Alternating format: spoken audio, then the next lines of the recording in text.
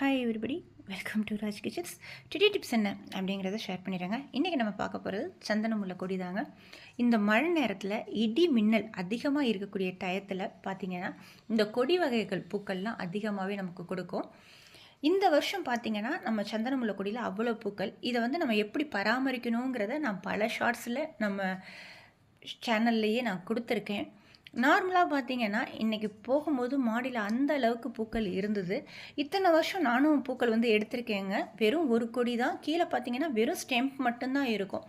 மேலே மட்டும்தான் அந்த இலைகள் ஃபுல்லாக அப்படி கட்டி கட்டி கொண்டு வந்திருப்பேன். கீழே என்ன காரணம் அப்படின்னு கேட்டிங்கன்னா, அந்த ஸ்டெம்ப் மட்டும் விட காரணம் என்னென்னா, நம்ம வீட்டில் வந்து கொஞ்சம் பாம்பு நடமாட்டங்கள் அதிகமாகவே இருக்கும். அதனால் எனக்கு அது கண்ணுக்கு தெரியணும் அப்படிங்கிறதுக்காக நான் என்ன பண்ணியிருப்பேன், கீழே மட்டும் வெறும் ஸ்டெம்ப்பாக கொடுத்துட்டு மேலே வந்து அந்த இலைகளை வந்து பால்கனியில் கட்டி கட்டி கொண்டு வந்திருப்பேன். இன்றைக்கி போய் பார்க்கும்போது அந்த அளவுக்கு பூக்கள் இருந்ததுங்க. நார்மலாக பெரியவங்க சொல்லுவாங்க இடி மின்னலில் தான் பூக்கள் அதிகமாக பூக்கும் அப்படின்னு சொல்லிட்டு. நான் இத்தனை வருஷம் பார்த்துருக்கேன், இந்த அளவுக்கு இல்லை. இந்த வருஷம் அந்த அளவுக்கு துளிரோட பூக்களோட மொட்டுக்களோடு இருந்தது. இது வந்து பார்த்திங்கன்னா ஒரு நாள் பூதாங்க. இதை நான் கட்டி எடுக்கும் போது எனக்கு கிட்டத்தட்ட 2 முழம் சைஸுக்கு வந்திருந்தது இந்த பூக்கள். நெருக்க கட்டியிருந்தேன்.